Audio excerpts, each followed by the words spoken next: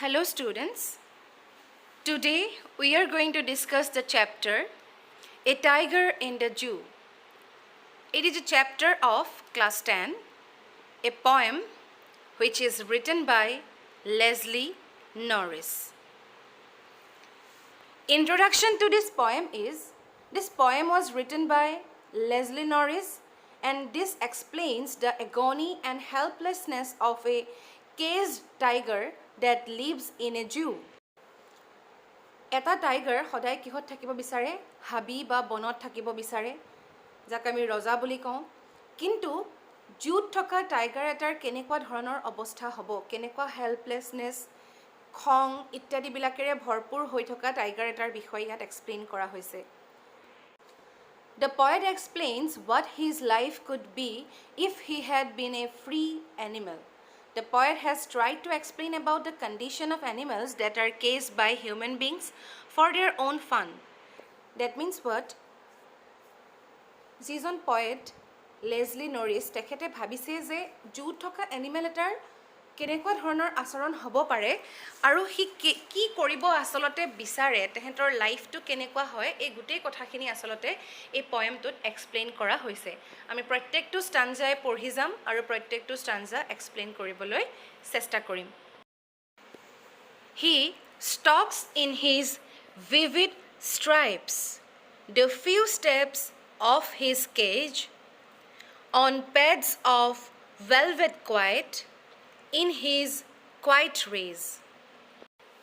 Word meaning kita sailwa stalks mane hoise follow vivid mane bright colored mane khub ujjol pads mane hoise paws of tiger rage mane hoise anger etia yat ki bujaise asolote he stalks in his vivid stripes ortha tiger tur body tiger tu dekhibole kenekwa hetu kotha asolote yat express kora hoise আৰু কি কৈছে যে stalking কৰি থাকে stock কৰে মানে খুব মানে হদৰপে খুস কাঢ়ি থকাটোক আমি ষ্টক কৰা বুলি কওঁ বা ফলো কৰি থকাটো আমি কি বুলি কওঁ ষ্টকিং কৰা বুলি কওঁ এনে সাধাৰণতে আমি এই ৱৰ্ডটো শুনো বেছিকৈ ফেসবুক ইনষ্টাগ্ৰাম এবিলাকত ষ্টক কৰা বুলি কোৱা হয় মানে কাৰোবাক যদি ফলো কৰে তেতিয়া আমি তাক কি বুলি কওঁ ষ্টকিং কৰা বুলি কওঁ ঠিক তেনেকৈ ইয়াতে কি কৰে খুব একদম কি কৰিছে যেতিয়া ই কোড আছে আসলতে the few step of his cage তোমালোকে এই পয়েমটোত কেইটামান স্টানজা পাবা যি কেইটা স্টানজাত কিহত কৰিছে জুত থকা এনিমেল এটাৰ কথা এক্সপ্ৰেছ কৰিছে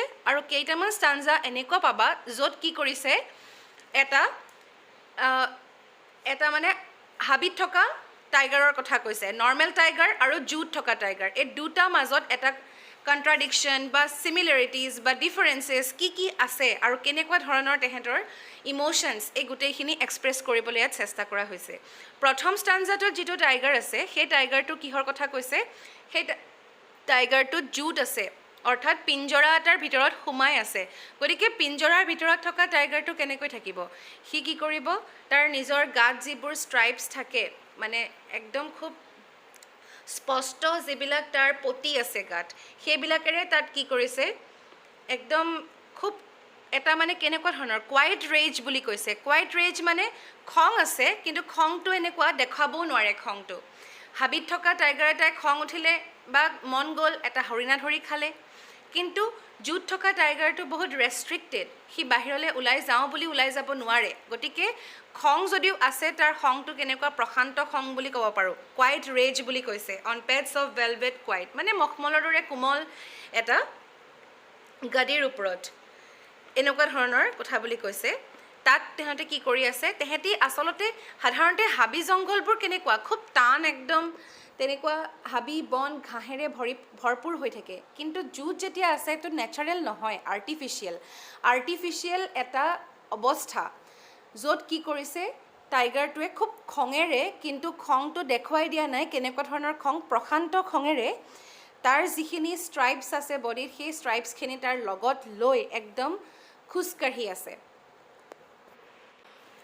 আৰু ইয়াতে ফিউ ষ্টেপস বুলি কোৱাৰ কাৰণটো কি আসলতে হাবি এখন যিমান ডাঙৰ নিজৰ ইচ্ছামতে যেনেকৈ ঘূৰি ফুৰিব পাৰে তেনেকৈ ইয়াত ঘূৰি ফুৰিব নোৱাৰে আৰু সেই কাৰণে আসলতে খংটো যেহেতু দেখাব নোৱাৰে ঘূৰি যেহেতু ফুৰিব নোৱাৰে সেই কাৰণে কি কৰিছে আৰু ইনফেক্ট তাৰ ভৰিটো এনেকুৱা কোমল কাৰণে ইয়াতে এতিয়া বেছি ডাঙৰকৈ শব্দও নহয় যে বাঘ এটা আহিছে এনেকুৱা ধৰণৰ এটা ফিলিং নহয় জুত গ'লে এতিয়া বাঘ এটা অহা দেখি মানুহে কোনো বাঘটোলৈ ভয় নকৰে জুত থকা বাঘটোলৈ কাৰণ তাত কি হয় সেই বাঘটোৱে জানে যে মানুহেও জানে বা বাকী জীৱ জন্তুও জানে যে সি আহি একো এটা কৰিব নোৱাৰে কিন্তু হাবিত যদি বাঘ এটা ওলোৱা বুলি গম পায় সকলো মানুহেই ভয় খাব বা সকলো বস্তুৱে ভয় খাব গতিকে সেই যিহেতু তাৰ পাৰ্চনা সেইটো যেতিয়া নাইকিয়া হৈ গ'ল তেতিয়া তাৰ এটা নিশ্চয় খং উঠিব গতিকে সেই খংটোকে দেখুৱাব নোৱাৰি খুব শান্তভাৱে সি খোজকাঢ়ি খংটো দমাবলৈ চেষ্টা কৰিছে তোমালোকে ইয়াত বিশেষকৈ চাবা যে কোনটো ৰাইমিং স্কিম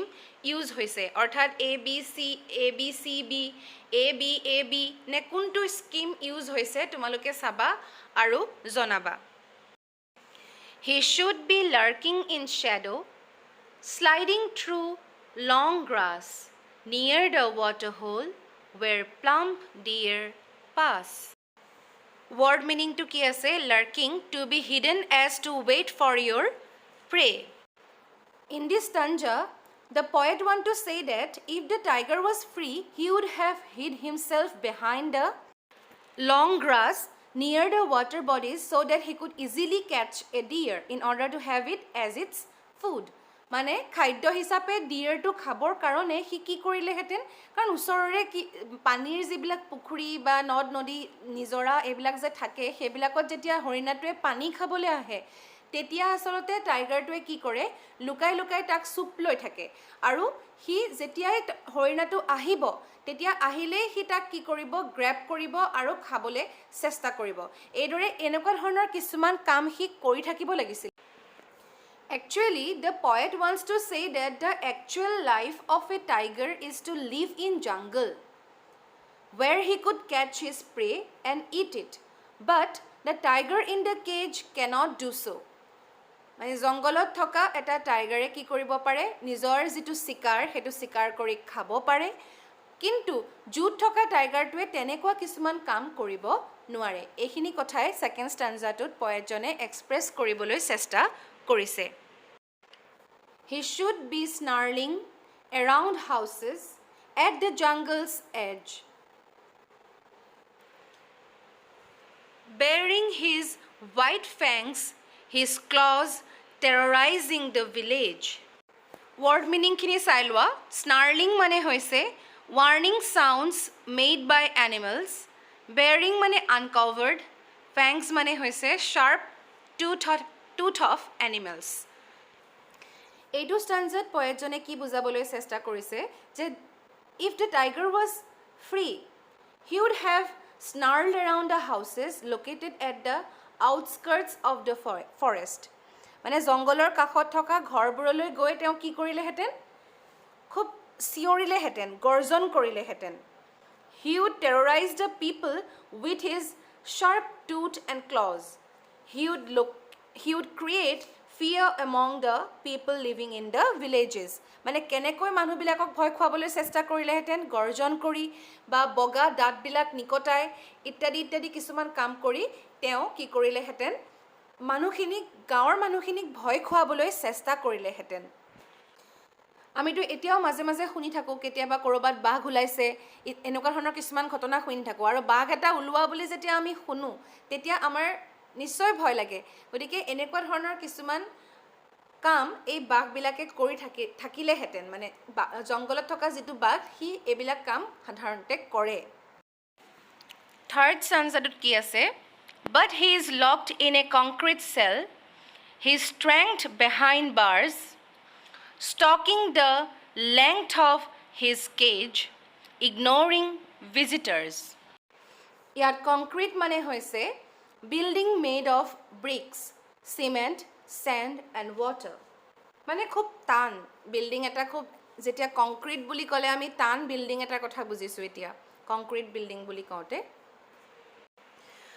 আচলতে পয়েটজনে কি কৰিছে এটা জুত থকা টাইগাৰক দেখি হাবিত থকা টাইগাৰ এটালৈ মনত পেলাইছে যে ই যদি এতিয়া ফ্ৰী হ'লহেঁতেন তাৰ কেনেকুৱা অৱস্থা হ'লহেঁতেন গতিকে ইয়াত আকৌ যেতিয়া নেক্সট ষ্টাঞ্জাটোত এইটো ষ্টাঞ্জাত যেতিয়া পয়েটজন আকৌ তাক চাইছে তেতিয়া কৈছে যে ভাবিছিলেহে যে হৰিণা এটাক সি ধৰি পেলাই খাব পাৰিব পানী খাবলৈ অহা হৰিণাটোক কিন্তু একচুৱেলি জানো সি এতিয়া বাহিৰত আছে নাই where he is now. He is locked in a concrete cell. গতিকে তেওঁ ৰিয়েলিটিলৈ আহিলে এতিয়া আৰু কি কৈছে যে tiger is inside the cage. He says that the tiger is confined in a strong cell which is made of strong building material. মানে যিটো চেলত সি আছে সেইটো এলাপেচা এনেকুৱা সৰু সুৰা এটা চেলত আমি এটা টাইগাৰক ৰাখিব নোৱাৰোঁ বা বাঁহৰ ঘৰ এটাত আমি ৰাখিব নোৱাৰোঁ. সেইটো কেনেকুৱা ঘৰ? এটা চিমেণ্টেৰে সজা খুব বালি শিল দি খুব ষ্ট্ৰংকৈ বনোৱা এটা কংক্ৰিট চেলৰ ভিতৰত টাইগাৰটোক ৰখা হৈছে. He further says that as the tiger is behind bars, so his ferociousness is also behind the bars. He just stalks in the cage. He never tries to terrorize the visitors because his power is restricted by the cage. Therefore, he never tries to terrorize the visitors as he cannot attack them. আসলতে কি হয় visitor বিলাকক ইয়াত কি বুলি কৈছে? Ignore কৰা বুলি কৈছে. সাধাৰণতে এটা হাবিত থকা বাঘে কি কৰে? ওচৰলৈ যদি মানুহ এটা যায় তাকতো সুদাই নেৰে, আকৌ হৰিণা দেখিলে তাক খাবলৈ চেষ্টা কৰিব বা ভিলেজৰ মানুহবিলাকক ভয় খুৱাবলৈ চেষ্টা কৰে.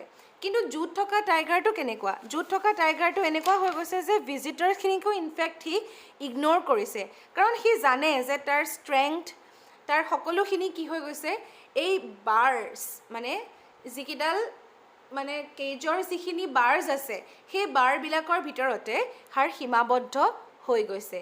সেইকাৰণে সি কোনো ধৰণৰ ভিজিটাৰ বা দৰ্শনাৰ্থীৰ প্ৰতি ভ্ৰূক্ষেপেই নাই তাৰ. সি মাত্ৰ পিঞ্জৰাৰ ভিতৰত পাইচাৰি কৰি থাকে, একদম ষ্টকিং কৰি থাকে. He hears the last voice at night, the patrolling cars, and stares with his brilliant eyes at the brilliant stars. Word meaning খিনি চাই লোৱা. পেট্ৰলিং মানে কি? To guard. মানে পেট্ৰলিং কাৰ্ছ বুলি আমি কওঁ যে ৰাতি পুলিচৰ গাড়ীবিলাক ঘূৰি ফুৰিলে আমি পেট্ৰলিং ডিউটিত যোৱা বুলি কওঁ. এইদৰে পেট্ৰলিং বা এইবিলাক আমি কি বুলি কওঁ? গাৰ্ড দিয়া বুলি কওঁ. এই ষ্টাঞ্জাটোত কি কোৱা হৈছে? The poet says that in the night the tiger hears the sounds of the patrolling cars. ৰাতি কি শুনা পায়? পেট্ৰলিং গাড়ীবিলাকৰ চাউণ্ডবিলাক শুনা পায়. পেট্ৰলিং কাৰ্ছবিলাকৰ যে চাউণ্ড যে শুনা পায় সেইবিলাকে কি কৰি থাকে? একচুৱেলি গাৰ্ড দি থাকে. গাৰ্ড দি থকা সেই গাড়ীবিলাকৰ শব্দ শুনা পায়, মানে টহলদাৰী দি থাকে, পহৰা দি থাকে.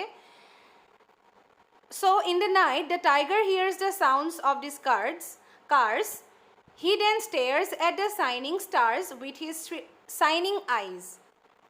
তাৰ যিকেইটা শাইনিং বা ব্ৰিলিয়াণ্ট আইজ বুলি কৈছে, মানে খুব শ্বাইন কৰি থকা চকুকেইটা, উজ্জ্বল চকুকেইটাৰে কি চাই থাকে? যিকেইটা ষ্টাৰ আছে, তৰাবিলাক যে তিৰবিৰাই থাকে সেইবিলাক চাই থাকে বুলি কৈছে. আচলতে এই কথাষাৰ কোৱাৰ অৰ্থটো কি? যে কেজত থকা টাইগাৰটো অলৰেডি বহুত দুখত থাকে, যিটো কাৰণে সি খঙো কৰিব নোৱাৰে, হৰিণা এটা চিকাৰ কৰি খাবও নোৱাৰে, ভিলেজাৰ্ছবিলাকক খং কৰি বা ভয় খুৱাবও নোৱাৰে. এইবিলাক কৰিব নোৱাৰে কাৰণে সি কি কৰি থাকে বুলি কৈছে? ইফালৰ পৰা সিফাললৈ যি অলপ ঠাই আছে সেইখিনি ঠাইতে অহা যোৱা কৰি থাকে. দিনটো খং দেখাব নোৱাৰে কাৰণে শান্ত হ'বলৈ চেষ্টা কৰি থাকে, আৰু যিবিলাক মানুহে চাবলৈ আহে তেওঁলোককো আল্টিমেটলি সি ইগন'ৰ কৰে, যেন তাৰ কোনো কাণ্ডজ্ঞান বা কাণসাৰী নাই, কোনোবা মানুহ আছে নাই, কোনো কাণসাৰী নাই, তেনেকুৱা ধৰণৰ এটা বিহেভ কৰে. আৰু ৰাতি হ'লে কি কৰে? এই যে টহলদাৰী বা পহৰা দিয়া গাড়ীবিলাকৰ শব্দ শুনি থাকে, সেইবিলাকৰ শব্দ শুনাতকৈ তাৰ মনটো কিহৰ ফালে ডাইভাৰ্ট কৰি থাকে? এই যে তৰাবিলাক সি দেখা পায়, যিবিলাক তৰা দেখা পায় সেইবিলাক তিৰবিৰাই থকা তৰাকেইটালৈ তাই তিৰবিৰাই থকা চকুকেইটাৰে চাই থাকে. এইদৰে এটা কেজত থকা টাইগাৰৰ বিষয়ে লেজলি নৰিছে কি কৰিছে? খুব সুন্দৰকৈ এক্সপ্ৰেছ কৰিছে, তাৰ ফিলিংছখিনি খুব সুন্দৰকৈ এক্সপ্ৰেছ কৰিছে আৰু দেখাইছে যে বনত থকা এটা বাঘ আৰু টাইগাৰত এটা জুত থকা এটা বাঘৰ মাজৰ কেনেকুৱা ডিফাৰেঞ্চ সেইখিনি দেখাইছে. তোমালোকে পয়েমটো পঢ়িবা আৰু ৱৰ্ড মিনিংখিনি লিখি ল'বা. যিবিলাক মিনিং বুজি পোৱা নাই মোক জনাবা. আৰু তোমালোকে ইয়াত ৰাইমিং স্কিমটো চাবা. ৰাইমিং স্কিম কেনেকৈ আছে? কেজ, ৰেজ, গ্ৰাছ পাছ এনেকৈ ধৰণে ৰাইমিং স্কিম আছে তোমালোকে সেইটো লিখিবলৈ চেষ্টা কৰিবা চাবা পাৰিছেনে নাই